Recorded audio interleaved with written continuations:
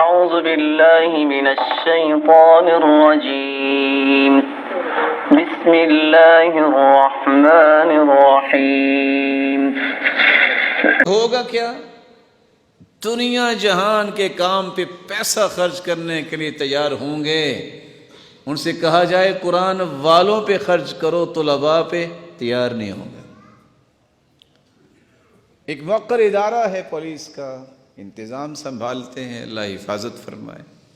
وہاں سے آرڈر آ جائے کہ 5 لاکھ کا چیک بھجواؤ، 1 منٹ میں آئے گا.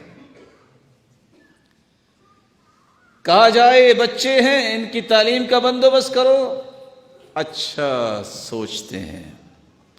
قرآن کی آیت کا ترجمہ کیا ہے؟ هم الذین یقولون لا تنفقوا علی من عند رسول اللہ. یہ منافقوں کا رویہ ہے. وہ کہتے تھے جو صفہ پہ بیٹھے صحابہ ہیں نا اللہ کے رسول کے پاس، ان پہ خرچ نہ کرنا. حتی ينفضوا. قرآن آگے کہتا ہے وَلِلَّهِ خَزَائِنُ السَّمَاوَاتِ وَالْأَرْضِ، اور زمین و آسمان کے خزانے تو اللہ ذوالجلال کے پاس ہیں. وَلَكِنَّ الْمُنَافِقِينَ لَا يَفْقَهُونَ. منافق جو ہے اس بات کو سمجھتے نہیں. نو ڈاؤٹ کسی کی مدد کرنا اجر ہے.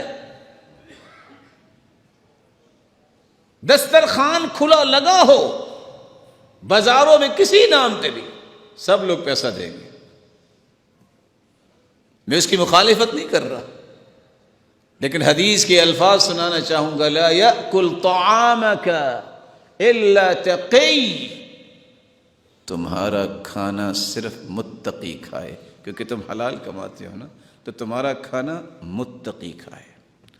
ولا تصاحب الا مؤمنا.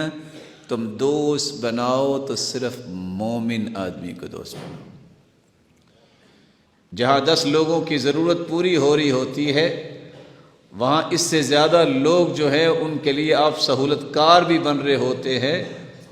وہ بھی وہاں بیٹھ کے کھانا کھا کے اپنی اس برائی پہ لگے رہتے ہیں. کوئی چرس پینے والا ہے، کوئی کہاں ہے.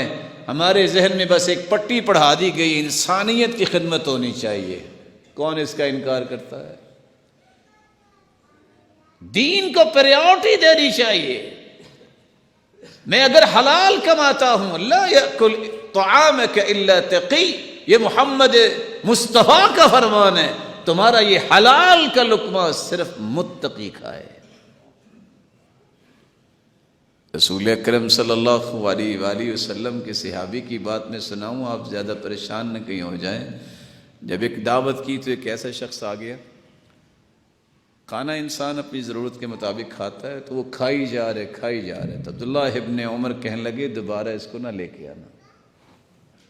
جس کو ادب و آداب نہیں ہے، جس نے صرف زندہ ہی کھانے کے لیے رہنا ہے، اس کا کیا ویژن ہے، اس کا کیا زندگی کا مقصد ہے؟ اس لیے زندہ رہو کہ میں نے اللہ ذوالجلال کی عبادت کرنی ہے.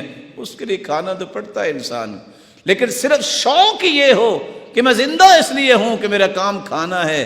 او میرے بھائی، کتنا کو کھا لو گے؟ اگر زیادہ کھانے کے لیے انسان کو پیدا ہوتا تو کم از کم پیٹ تو بھینس جتنا اللہ کو لگانا چاہیے تھا نا. اس مقصد کے لیے تو اللہ نے پیدا ہی نہیں کی. ناظرین اکرام، ہر دوسرا انسان انسانیت کی خدمت کے لیے نکلا ہوا ہے، لیکن دین والوں پر کوئی بھی نہیں خرچ کرتا ہے. دین والوں پر خرچ کرنا اصل میرے نبی کی سنت ہے. متقی لوگ کھانا کھائیں، لیکن ہر دوسرا شخص مانگنے کے لیے نکلا ہوا. قاری شریف صاحب نے بہت اچھا بیان دیا ہے، تو ہمیں اس کے اوپر توجہ کرنی چاہیے. دینداروں پر خرچ کرنا چاہیے.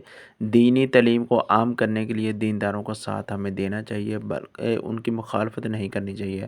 اللہ سے دعا اللہ رب العزت ہمیں ہدایت دے اور ہمیں زیادہ سے زیادہ دین والوں کا ساتھ دینے کی توفیق عطا فرمائے.